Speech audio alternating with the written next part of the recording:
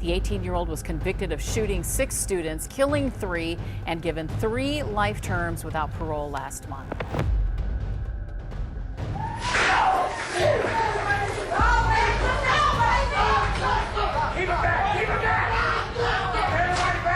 What happens when teenagers swap backpacks for prison jumpsuits? Life sentences usually saved for the most hardened criminals are now being given to kids who crossed unthinkable lines. As to count 1, we, the jury, sentenced the defendant, Carly Madison Gregg, to life imprisonment with the possibility of parole, close quote. If you cannot agree to the sentence for the defendant as to first-degree murder, your verdict will be as follows. From cold-blooded smiles to explosive courtroom breakdowns, these moments show exactly what it looks like when young offenders are forced to face the rest of their lives behind bars. There's really only one thing I can say. And that's I'm sorry. As Michael Swanson was sentenced, he grinned, smiled, and laughed. But when he came into the courtroom, he appeared emotionless as he walked past Sheilia Meyer's family, the woman he murdered. Here are the 20 most dangerous young criminals reacting to life in prison.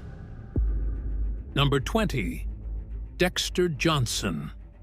On a warm June night in 2006, just days after turning 18, Dexter Darnell Johnson looked like any tall, wiry Houston teenager you might pass on the street. Only this night, he carried a shotgun and a plan that would end in horror. With 4 other teens, he forced a blue Toyota Matrix off the road, trapping 23-year-old Maria Apares and her 17-year-old boyfriend, Hui Ngo. What followed was brutal.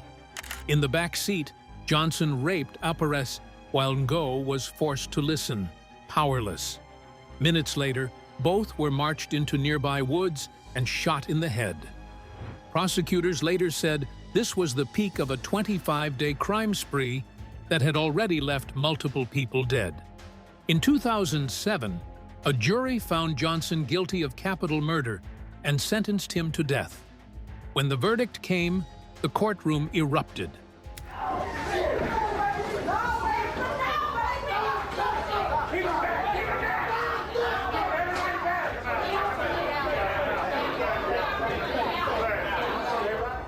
Johnson slumped in shock, unable to stand, while his family broke down so violently that medics had to be called.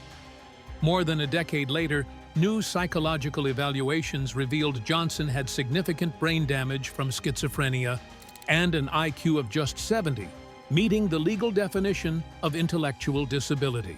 In August 2019, the Fifth Circuit Court of Appeals stopped his execution at the last moment, saying the law does not allow the death penalty for people with intellectual disabilities. Number 19. Lionel Tate. At just 14 years old, Lionel Tate became the youngest American ever sentenced to life without parole.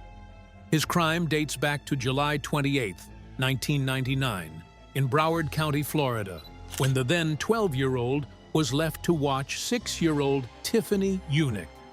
Hours later, Tiffany was dead, her injuries so extreme that a medical examiner said they matched a fall from 3 stories: a fractured skull, lacerated liver, broken ribs, and over 30 internal bruises. Tate claimed he was imitating professional wrestling moves he had seen on television. Under Florida's felony murder rule, intent did not matter, only that the abuse caused death. Tate claimed he had injured the girl accidentally while roughhousing, but an autopsy report indicated she had been savagely beaten. The drama that unfolded would include a young boy's journey through the adult criminal courts. In January 2001, a jury found him guilty of first-degree murder. When Judge Joel Lazarus sentenced him to life without parole, Tate sat still, his face blank, showing no visible emotion. Reporters noted that he neither cried nor spoke, as if the weight of the sentence had not landed. That reaction sparked debate. Was it shock, immaturity, or something colder? Even Tiffany's mother and the prosecutor later called the sentence excessive.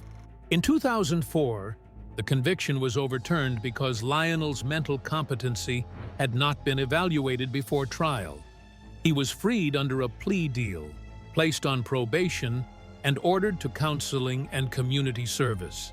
But in that courtroom in 2001, the sight of a 14-year-old boy sitting stone-faced as he was told he would die in prison became one of the most haunting images in American juvenile justice history. Number 18, Timothy J. Lane. At 7:30 on the morning of February 27, 2012, 19-year-old Timothy J. Lane walked into his high school cafeteria carrying a gun. In moments, an ordinary breakfast turned into chaos. He opened fire, killing 3 students, paralyzing another for life, and wounding several more as terrified classmates ran for safety. When his sentence came, 3 life terms in prison with no chance of parole, Lane didn't show fear or regret. Instead, he acted with disturbing pride. He unbuttoned his shirt to reveal a homemade t-shirt with the word "killer" written on it, smirked, laughed, and said something disgusting to the victims' families before raising his middle finger. The courtroom fell silent as survivors and relatives tried to process the cruelty of what they had just seen. We don't speak his name, and we never will. He will be forgotten as he rots in prison. Judge David Fury later made it clear that this was no impulsive act. Lane had hidden his gun the night before, loaded it carefully, and waited for the moment to strike. Even prison walls didn't stop him from making headlines. In September 2014, he escaped from Allen Correctional Institution using a homemade ladder, but was caught the next day and moved to a maximum security facility. Number 17, Alyssa Bamante. At just 15 years old, Alyssa Bamante committed a crime that shook Missouri to its core. In October 2009, she lured 9-year-old Elizabeth Olten into the woods behind her home in St. Martin's. There, Elizabeth was strangled, stabbed, and left in a shallow grave that Alyssa had dug days earlier. Murdered 9-year-old neighbor Elizabeth Olten by cutting the child's throat, burning the body, and leaving it in a shallow grave in the woods. Later, in a diary entry, she described the killing as amazing and pretty enjoyable, before casually noting that church was next on the schedule. In February 2012, Alyssa, now 18, stood in a packed courtroom for sentencing. Shackled at the wrists and ankles, she turned toward Elizabeth's family and spoke in a steady voice that she was very sorry for what she had done, and if it were possible to trade places and bring Elizabeth back, she would do that without hesitation. The words were there, but there were no tears, no visible breakdown, only a calm, almost detached delivery that left the room frozen. Judge Pat Joyce then sentenced her to life in prison for second-degree murder. Under Missouri law, the only other option was life in prison without parole, followed by a consecutive 30-year term for armed criminal action. Parole eligibility was scheduled for 2035, meaning Elizabeth would have been 75. In 2024, Alyssa was denied parole when new state laws blocked release for juvenile offenders convicted of second-degree murder. Number 16, Caleb Sharp. On September 13, 2017, 15-year-old Caleb Sharp walked into Freeman High School in Spokane County, Washington, with an AR-15 rifle and a handgun hidden inside a duffel bag. Days earlier, he had told friends he was going to do something stupid, but no one realized he meant a school shooting.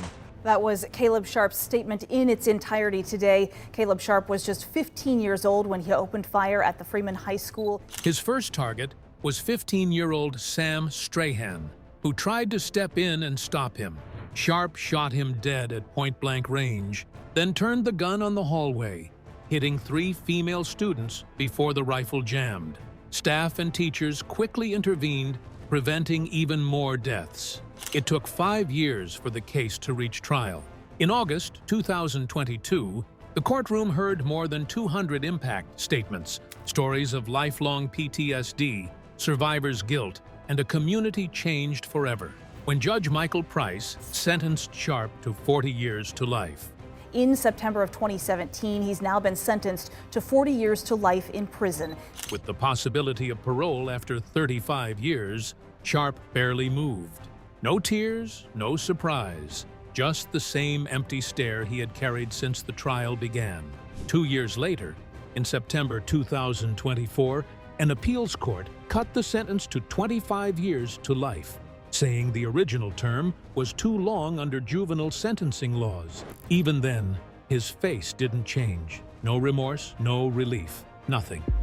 Number 15, Michael Swanson. On November 15, 2010, 17-year-old Michael Richard Swanson walked into a small gas station in Algona, Iowa. He demanded cash and cigarettes from 47-year-old clerk Vicki Bowman Hall. She did exactly what he asked, yet he still shot her dead. Jury selection for 18-year-old Michael Swanson's first murder trial begins tomorrow, and that is in Carroll County. Just an hour later, in Humboldt, he walked into another convenience store and killed 61-year-old Sheilia Myers the same way. In 2011, now 18, Swanson went to trial. The jury found him guilty of first-degree murder and robbery for both killings. As the verdict was read, instead of showing fear or regret, he grinned and laughed, his face locked in a look of defiance. As Michael Swanson was sentenced, he grinned, smiled, and laughed, but when he came into the courtroom, he appeared emotionless as he walked past Sheilia Myers' family, the woman he murdered. At his sentencing in July that year, Swanson didn't apologize. He gave a slow, deliberate middle finger toward the cameras and kept smirking, as if the lives he took and the sentence he faced meant nothing. He was given 2 mandatory life terms without the possibility of parole, one for each murder. Even in prison, his violence didn't stop. In November 2015, he attacked another inmate with a knife, adding 25 more years to his time behind bars. Number 14, Robert Bever and Michael Bever. On July 22, 2015, 12-year-old Daniel Bever called 911 in a panic, saying his family was being attacked. Then, suddenly, the line went silent. Police rushed to the Bever home in Broken Arrow, Oklahoma, and walked into a nightmare. 5 family members had been stabbed to death. Daniel was among the victims. The now 19-year-old is charged with killing 5 family members with his older brother, Robert. Only 2 sisters survived. 1-year-old Autumn, found unharmed upstairs, and 13-year-old Crystal, who was critically wounded but able to name the attackers, her own brothers, 18-year-old Robert Bever and 16-year-old Michael Bever. In court, the truth was even more disturbing. Investigators revealed the brothers had planned the murders for months, hoping to gain fame by surpassing the death tolls of the Columbine and Aurora mass shootings, starting with their own family. Robert eventually pleaded guilty, receiving 5 consecutive life sentences without parole. After a violent attack on prison staff in 2020, his total rose to 9 life terms. Michael went to trial, was found guilty, and received 5 life sentences, plus nearly 3 more decades. He would only be eligible for parole after serving 225 years, effectively guaranteeing he would never be released. When the sentences were read, the courtroom waited for a reaction, but the brothers gave nothing. No tears, no apologies, just blank, cold stares. Emotion inside the courtroom today, crying, hands shaking, wiping his eyes.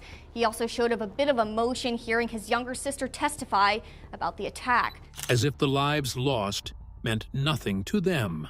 That lack of emotion, sitting in the same room where their surviving sister relived the horror, became the most haunting part of the case. Number 13, Philip Chisum.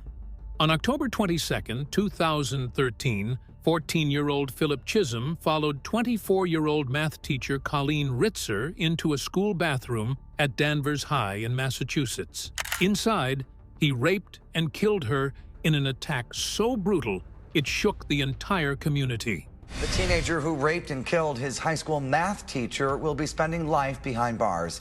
In December 2015, a jury found Chisum guilty of first-degree murder aggravated rape, and armed robbery. As the verdicts were read, he didn't look away or react, just stared forward, his face frozen and unreadable. 2 months later, in February 2016, the judge handed him life in prison.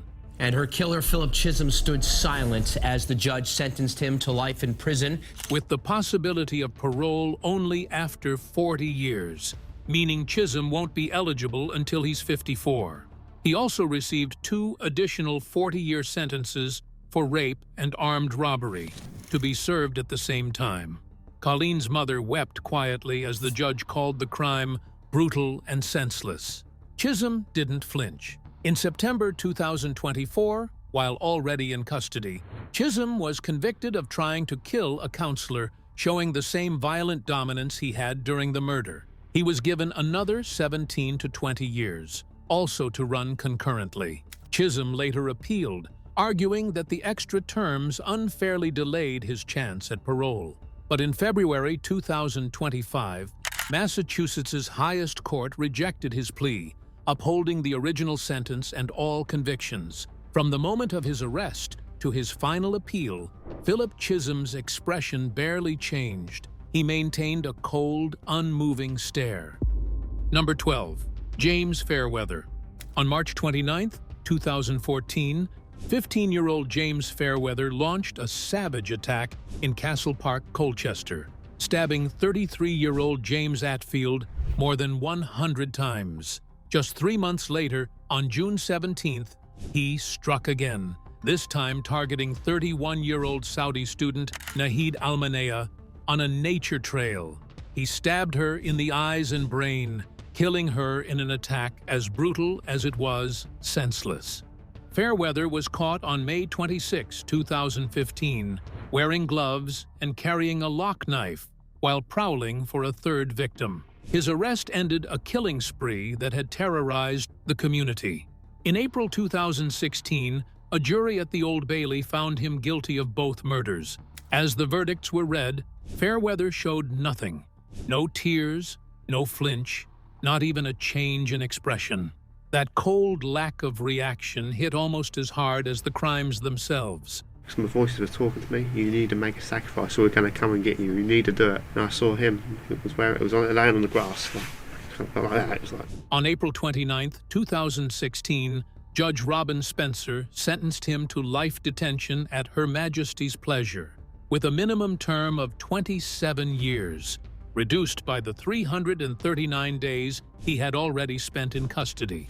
The judge called the killings brutal and sadistic, fueled by violent fantasies and an obsession with serial killers. Even with decades of prison ahead, Fairweather's face stayed the same, blank, detached, and unrepentant. Number 11. Aiden Fucci.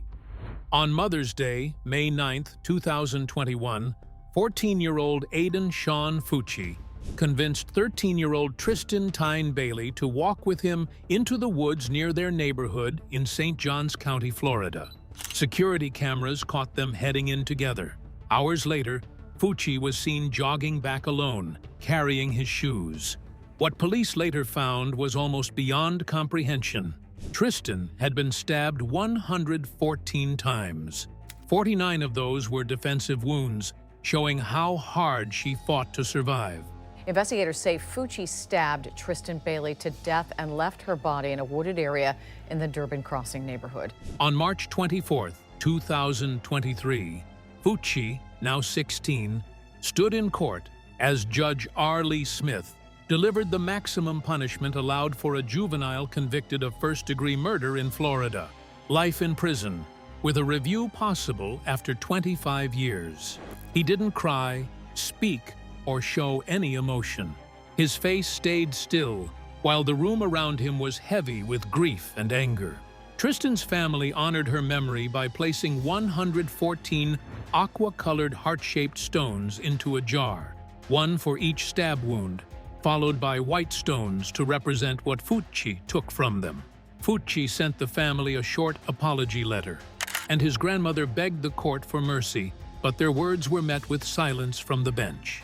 In March 2025, an appellate court upheld his life sentence, making only a small correction to court fees. Fucci remains in prison, his blank expression at sentencing forever tied to a killing with no motive, only a senseless desire to take a life. Number 10. Nehemiah Grigo. January 19, 2013, began like any other night in Albuquerque's South Valley. But before sunrise, an entire family was gone. 15-year-old Nehemiah Grigo, armed with a gun, went first to his parents' bedroom and killed his 40-year-old mother. He then shot his 9-year-old brother, followed by his 5-year-old and 2-year-old sisters. Hours later, when his 51-year-old father returned from working at a homeless shelter, Grigo shot him too. What came next was just as disturbing. He packed more weapons into the family van, intending to launch an attack at a Walmart.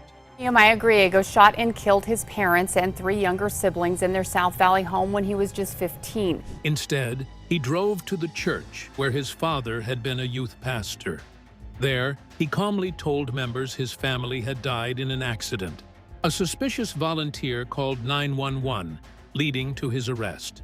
Almost 7 years later, on November 1, 2019, a 22-year-old Grigo sat in court to learn his fate. Judge Alyssa Hart sentenced him to 3 concurrent life terms, with the chance of parole only after 30 years, plus another 7 years for killing his parents. His defense team pushed for probation, but the judge said he was too dangerous for release any sooner. Through it all, Grigo didn't flinch. No tears, no apology, no visible reaction at all. That cold stillness in the face of such devastation became the defining image of a teenager who not only destroyed his own family, but had also planned to turn his violence on strangers. Number 9. Brandon Spencer. On Halloween night in 2012, during a Freaks and Geeks party at the University of Southern California, 18-year-old Brandon Spencer was accused of opening fire into a crowded area, injuring 4 people.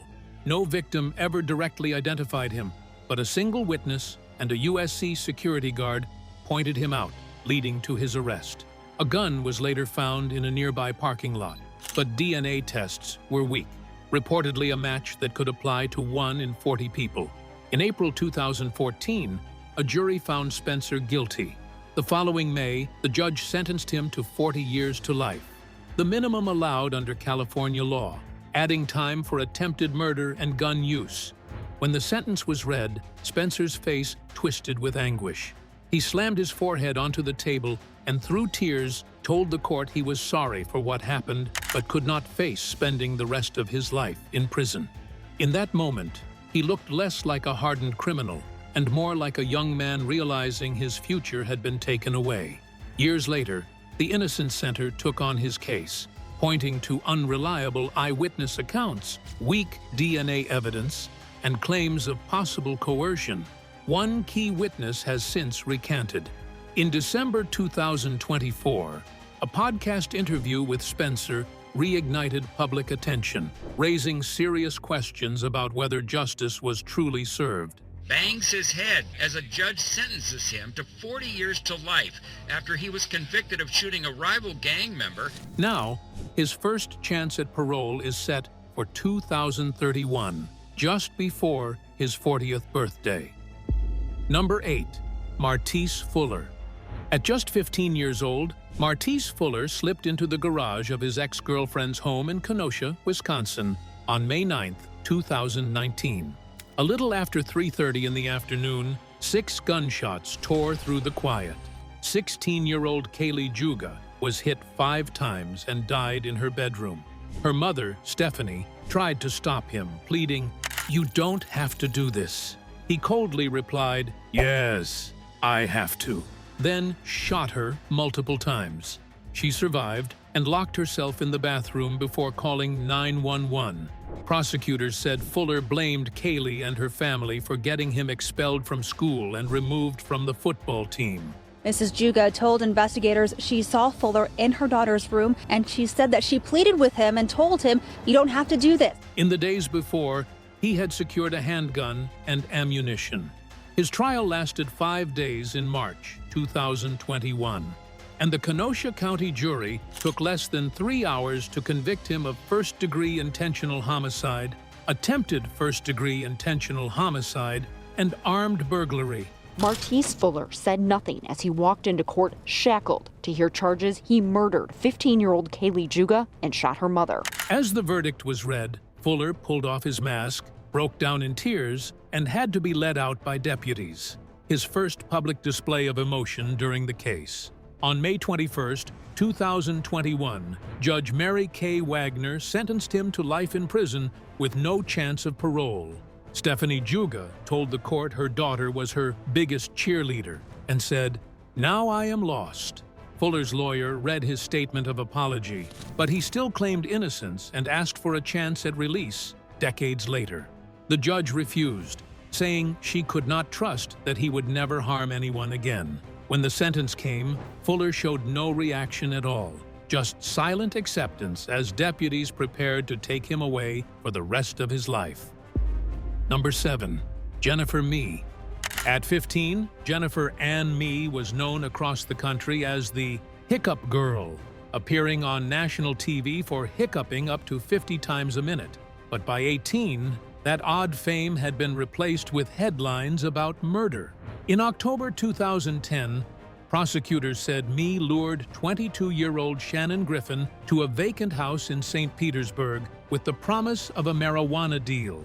Waiting inside were Laron Rayford and Lamont Newton, who ambushed him and shot him 4 times.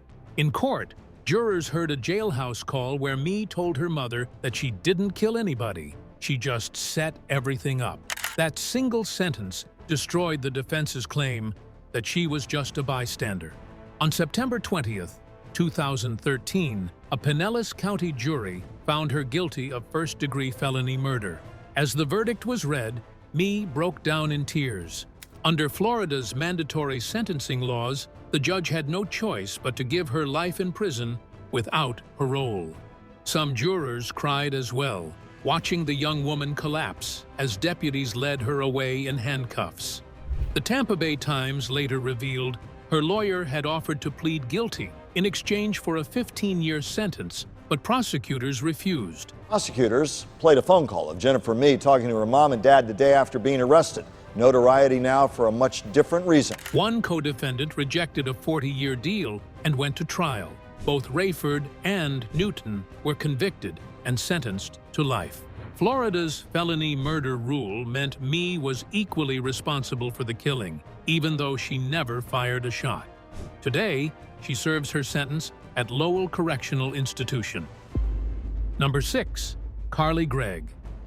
At just 14 years old, Carly Madison Gregg killed her 40-year-old mother, math teacher Ashley Smiley, inside their Brandon, Mississippi home on March 19, 2024. Prosecutors said the motive came only hours earlier, when Ashley uncovered Carly's hidden drug use. Prosecutors say she shot her mother, Ashley Smiley, a 40-year-old high school math teacher, in the face. Vape pens, marijuana, and the secret life she had been hiding. Losing her mother's trust, they argued, pushed Carly toward an unthinkable choice. Security footage later showed Carly pacing with a Magnum hidden behind her back before walking into her parents' bedroom and firing 3 precise shots. She then wandered into the kitchen, played with the family dogs, and used her mother's phone to text her stepfather. "When will you be home, honey?" Minutes later, she invited a friend over, casually asking if they were squeamish around dead bodies, and led them to Ashley's body. When her stepfather, Heath Smiley, arrived home, Carly shot him in the shoulder. She's the cold-blooded killer just sentenced to life without the possibility of parole for shooting her mother to death and opening fire on her stepfather. He managed to wrestle the gun away and call 911, telling dispatchers she killed her mom. During the 5-day trial, defense psychiatrists described Carly as depressed, medicated to the point of emotional numbness, hearing voices, and disconnected from reality, especially after the confrontation over drugs.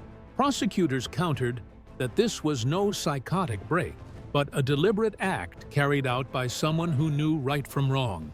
After hearing 4.5 days of testimony, the jury deliberated less than 2 hours before finding her guilty of first-degree murder, attempted murder, and tampering with evidence. Carly cried when the verdict was read, but on September 20th, 2024, she sat expressionless as the judge sentenced her to life in prison without parole. Number 5. Antonio Barau.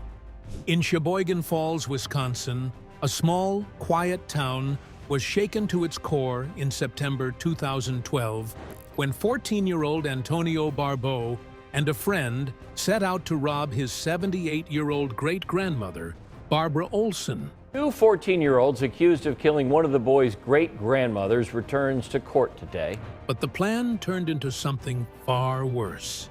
Luring her into the garage, Antonio attacked her with a hatchet, striking her more than 25 times. In August 2013, he stood in court to be sentenced. The judge gave him life in prison, with a chance for parole only when he turned 50, meaning he would serve at least 35 years. 14-year-old Antonio Barau has been sentenced to life in prison. He will be eligible for parole on his 50th birthday. When asked if he had anything to say, Antonio hesitated. His lawyer stepped in to finish his words. He admitted to killing a mother, grandmother, sister, and friend, saying he had no right and that his choice had ruined many lives. Yet his voice was flat, his face unreadable. A psychiatrist later explained that Antonio had suffered cognitive damage in a car accident at age 10, which might have dulled his ability to show emotion. The courtroom sat in heavy silence, unsure whether his words were genuine regret or just an empty statement. Today, Antonio remains behind bars, and that sentencing day still lingers in memory. Number 4. McKenzie Sharilla. At 17, McKenzie Sharilla turned a Toyota Camry into what prosecutors later called a weapon. Just after 5:30 in the morning on July 31st, 2022, following a night of parties, she sped down a Strongsville, Ohio road. The car's black box showed her hitting more than 100 miles per hour, with no sign of braking, before slamming into a brick building. The prosecution saying Sharilla was going 100 miles per hour when the car went off the road and collided with the building. Her boyfriend, 20-year-old Dominic Russo, and their friend, 19-year-old Davion Flanagan, were killed instantly. Accused of intentionally crashing a vehicle with her 20-year-old boyfriend, Dominic Russo, and his 19-year-old friend, Davion Flanagan, in the car. Their 4-year relationship had been turbulent. Friends recalled Sharilla threatening to crash the car during arguments, and prosecutors revealed she had texted Dominic saying he would regret breaking up with her. Investigators ruled out any mechanical issue. The fuzzy Prada slipper found on the gas pedal couldn't have caused such acceleration on its own. In August 2023, Judge Nancy Margaret Russo called her actions controlled, methodical, deliberate, and execution, and found her guilty on 12 counts, including murder and aggravated vehicular homicide. Sentenced to 2 concurrent terms of 15 years to life, Sharilla broke down in tears, turned to her family mouthing, "I love you," and hid her face in her hands. Through sobs, she pleaded that she was sorry and would never let that happen on purpose. The victims' families stayed silent. Her appeal was rejected in April 2025, meaning she must serve at least 15 years before she can seek parole. For the families left behind, her courtroom breakdown only cemented the belief that she mourned her own fate far more than the lives of Dominic and Davion, 2 young men who never had the chance to leave that road alive. Number 3. Rachel Schoff and Sheilia Eddy. Just after midnight on July 6, 2012, 16-year-old Skylar Neese quietly left her Star City, West Virginia apartment and climbed into a car with her 2 best friends, Sheilia Eddy and Rachel Schoff. What Skylar didn't know was that the 2 had decided they didn't like her anymore and wanted her gone. They drove across the Pennsylvania state line to a remote wooded spot near Brave, coaxed her into the trees, and attacked, stabbing her many times before covering her body with branches and rocks.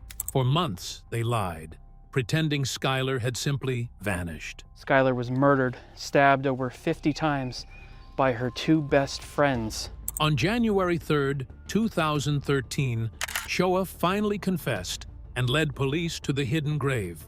Skylar's remains were identified on January 16th. Schoff pleaded guilty to second-degree murder on May 1, 2013. At her sentencing in February the following year, she received 30 years, with the chance of parole after 10. Eddie was sentenced to life in prison, while Schoff sentenced to 30 years in prison with the possibility of parole after 10 years. Through tears, she read an apology saying no words could describe her remorse. Skylar's father dismissed it, saying she only cooperated after being caught. Eddie was due to stand trial in January 2014, but suddenly pleaded guilty to first-degree murder on January 24th. She was sentenced to life with mercy, making parole possible after 15 years. In court, she offered no reason, no emotion, while Skylar's parents spoke of a family torn apart. Both are held at the Lakin Correctional Center. Schoff was denied parole in May 2023, and neither will be eligible again until 2028. Number 2, Gavon Ramsay. Gavon Ramsay was just 17 when he broke into 98-year-old Margaret Douglas's Wadsworth, Ohio, home in April 2018. County teenager who broke into the home of a 98-year-old woman videotaped her sleeping before killing her and abusing her body. Investigators say he strangled her, sexually abused her corpse, and hid her body in a closet. Photos and videos of the crime were discovered on his phone, and her missing red wallet was found in his room. That digital evidence sealed the case. In November 2018, Ramsay pleaded no contest. In January 2019, the judge sentenced him to life in prison without parole for aggravated murder, plus 10 years each for aggravated burglary and kidnapping, and 12 months for abuse of a corpse, each added consecutively, ensuring he will never walk free. When the sentence was read, Ramsay showed no visible remorse. His face was cold and unreadable, as court officials confirmed he would spend the rest of his life behind bars. Meanwhile, Douglas's family, her niece Cindy Leisure and nephew, described a mix of release and dread.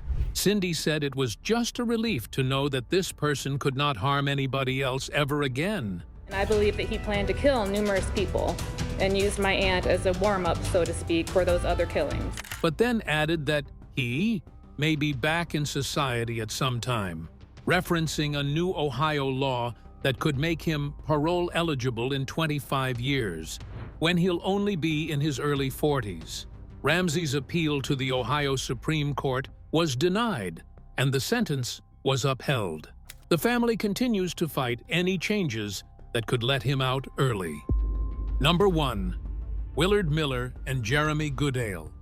16-year-olds Willard Miller and Jeremy Goodale spent at least 2 weeks planning an attack on their 66-year-old Spanish teacher, Nehemiah Grigo. Of Spanish teacher Nehemiah Grigo, her body discovered in a park Wednesday, less than a mile from the school. The motive? A bad grade Miller had gotten from something as trivial as a letter on a paper turned into something horrifying and permanent. On November 2nd, 2021, they ambushed her during her daily walk in a Fairfield park, beating her to death with a baseball bat before hiding her body under a tarp. Grigo to death with a baseball bat in a Fairfield park in November of 2021. Weighed down with railroad ties and a wheelbarrow. The crime sent shockwaves through the close-knit community. On July 6, 2023, Miller faced sentencing after a 7-hour hearing filled with emotional statements from Grigo's loved ones. Judge Sean Showers called his actions sinister and evil before sentencing him to life in prison with the possibility of parole after 35 years. Miller through tears, told the family he was deeply sorry for the distress and devastation caused, admitting that the magnitude of what he had done was only now sinking in, and that he accepted full responsibility. Graber's relatives, however, rejected his words. One told him they did not believe the remorse was genuine, suggesting he was more sorry for himself. Another warned that his choices had put him on a spiral straight to hell. A few months later, on November 15, 2023, Goodale faced his own sentencing. His voice shook as he acknowledged that no apology could undo what had been done, expressing sorrow to both the Graber family and his own. He received life in prison with parole eligibility after 25 years. Thanks for watching. See you in our next video.